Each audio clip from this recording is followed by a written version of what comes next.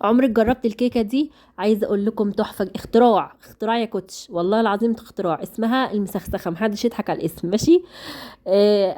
اسمها كده، اسمها المسخسخه، ماشي. واسمها كمان في تركيا اسمها كيكه التلانشا، ولا اسمها ايه؟ ترانشيا، حاجه اسمها كده، والله العظيم بس تحفه قوي قوي. جربتها واقتصاديه جدا، وعلى فكره بتتباع بره غاليه قوي قوي قوي قوي. عملناها في البيت بحاجه اقتصاديه وحاجه تحفه تحفه تحفه التحفه. بصوا بقى، انت هتستمتعوا النهارده بالفيديو. يا ريت بقى تضغطوا لايك على الفيديو اهم حاجه، وتعملوا اشتراك في القناه. مطبخ ميوشه خلاص بقت مطبخ ميوشه، ما بقتش يوميات ميوشه، ماشي؟ اسمها بقت مطبخ ميوشه.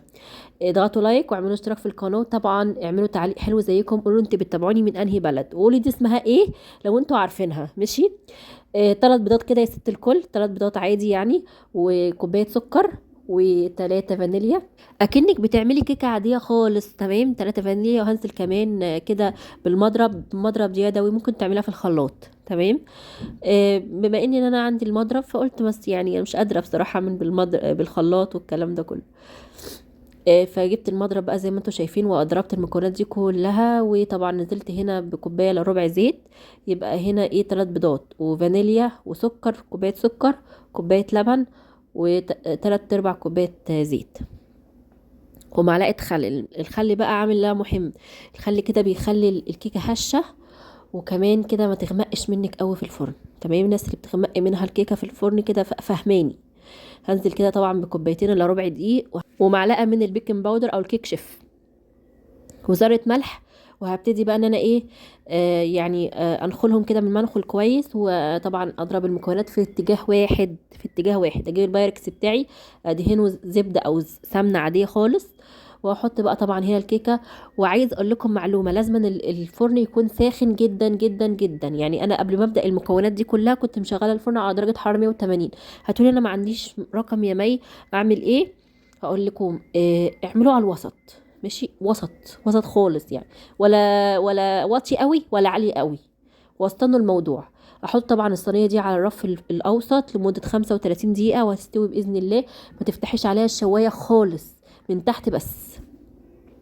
هنا نعمل الكراميل. صوص الكراميل طبعا كوبايه من السكر. هتبصوا انت ما بتقلبهاش لحد ما تكرمل كده، علشان ايه؟ ما تكتلش معاكي. اهو بصوا، هي هتسيح من نفسها، وتكوني موطيه النار خالص. شوفوا انا موطيه النار ازاي، يعني تكوني موطيه النار وانت بتعمليها، عشان السكر طبعا ما يتحرقش معاكي. هنزل كده بنص كوبايه ميه سخنه، تكون يعني مغليه، كاتل اهي سخنه، تمام، عشان يعني ايه ما يمسكش معاكي السكر. وحتى لو مسك برضو هيفك، ماشي. هنزل كده بالميه حبه حبه، ماشي. هتمسك على فكره، هتمسك عادي، مفيش اي مشكله. هتفك دلوقتي، كل ده هيفك دلوقتي، تمام. بس مع سخونيه الطاسه بقى، والميه طبعا اللي هي هتغلي، هتدوب لك السكر وهتدوب لك كل حاجه. انا كل شويه افصل، عايزه اقول لكم عندي برد بطريقه فظيعه، والله العظيم انا بموت حرفيا. يلا ادعوا لي دعوه حلوه. بص بقى، هنا نزلت بمكعب زبده، يعني معلقه زبده، ماشي. مكعب زبده، ما عندكيش زبده حطي سمنه عادي. نزلت هنا معلقه نشا، عليهم ربع كوبايه او نص كوبايه من اللبن، ماشي. نص كوبايه حلوه قوي اهو زي ما انتم شايفين، نص كوبايه لبن. وممكن تعملوا بالميه عادي، على فكره المحلات بيعملوها بالميه مش بيعملوها باللبن، صوص التوفي او صوص الكراميل بس انا بحب ان انا ايه، اعزز الطعم شويه. بما ان احنا عندنا لبن يعني في البيت، ما نستخسرهوش. نزلت بنص كوبايه لبن، عليهم معلقه نشا بس. نزلت طبعا بالتدريج وتقليب مستمر لحد ما طبعا صوص الكراميل كده عمل معايا الشكل ده. انا عايزه القوام بتاعه يبقى كده، مش اتقل من كده، لان هو لسه هيتقل كمان، لسه هيتقل خالص، تمام. هتشوفوا دلوقتي لما يبرد هيتقل يبقى عامل ازاي. هنا بقى الكيكه بتاعتي طلعت من الفرن. عايزه اقول لكم معلومه، لما تطلعوا الكيكه من الفرن ما تطلعوهاش على طول، اول ما تستوي افتحوا باب الفرن لمدة 10 دقايق، من غير يعني تطفي الفرن وكده، يعني تكون ما فيش اي حرارة في الفرن، بس تفتحي باب الفرن عشان الكيكة ما تهبطش منك. هنزل كده بكوباية لبن ساقعة، هي دي اساس الوصفة.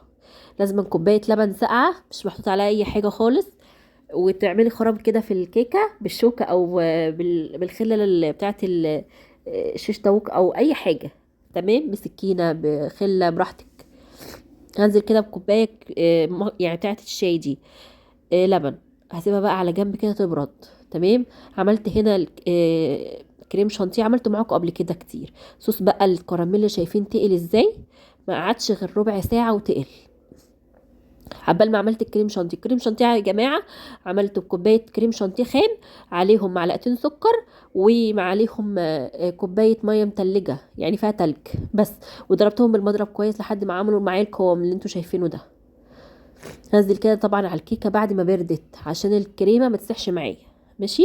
يعني نص ساعه كده ولا حاجه، وتبداي بقى تحطي الكريمه وتسويها طبعا هنا بالصينيه بالسباتشلا كده. وبقى تحطي بقى الصوص بقى اللي احنا طبعا تمسحي كويس بقى عشان برضو العين برضو فاهمين. تمسحوا بقى بالمناديل الحاجات اللي ايه اللي وقعت على الحروف دي. وتجيبوا بقى صوص بقى الكراميل التحفه اللي احنا عملناه في البيت من غير اي حاجه، كوبايه سكر وحبه وحبه ميه بس. تمام بس تحفه. هبتدي بقى ان انا ايه اوزعه بالمعلقه بالراحه خالص. انتوا فاهمين هو كده كده هيسيح اصلا على الكيكه كلها وهيغرق الكيكه كلها، بس ايه عايزينها بالراحه خالص عشان ايه الكريمه ما تندمجش معاه. ماشي. انا بقى هقعد بقى اعمله مع نفسي كده بالراحه لحد ايه ما اخلص واجيب لكم الشكل النهائي. بصوا بقى الشكل النهائي اهون. هنبتدي بقى ان انا اجيب كنت شايله حبه كريمه كده في كيس. هبتدي بقى ان انا ازين بيهم براحتك، مش عايزه تزيني براحتك كده كفايه قوي. تمام. نزلت كده بخطوط كده بشويه يعني بشويه من الخطوط كده من كيس تلاجة عاديه خالص خرمته. وابتدي بقى ننزل بخطوط كده زي ما انتوا شايفين. هنعمل اي شكل، بس بصراحه والله العظيم الكيكه ديت من اجمل الكيكات اللي بصراحه تحفه. انا ما كنتش جربتها قبل كده، ولكن انا لما جربتها والله العظيم حلوه قوي. هي قريبه قوي من كيكه الكريم كراميل شويه، ولكن مش زيها قوي. لا ديت تحفه بقى، دي حاجه اختراع. اسمها ايه؟ مسخسخه. مسخسخه يا جماعه. والله ما خلتني اسخسخ على نفسي من الضحك ولا حاجه، بس هي كانت تحفه. مسخسخه. حطيت الخطوط كده بتاعت الكريم شانتيه، وابتدي بقى انا اجيب الخله او شوكه اللي عندك يعني. ابتدي بقى انتي تعملي ايه يعني الزجزاج كده، ماشيه بالطول وهتمشي بالعرض بقى من الناحيه التانية. بس بتدي شكل حلو يعني، هو كشكل بس. ماشي. بس كانت حقيقي بجد والله خلصت، والله العظيم خلصت. عايزه اقول لكم في يعني في نفس اليوم ما عادتش من جمالها وتحفه تحفه. يعني ابني كان بيفطر بيها يتغدى بيها يتعشى بيها. خفيفه. خفيفه جدا وحلوه قوي وهشه وطريه جدا جدا. يعني بصوا حاجه كده ما لازم تجربوها والله العظيم تجربوها والله العظيم تحفه تحفه. يعني من هنا للسنه الجايه واقتصاديه مقارنه اللي انت هتجيبها من بره.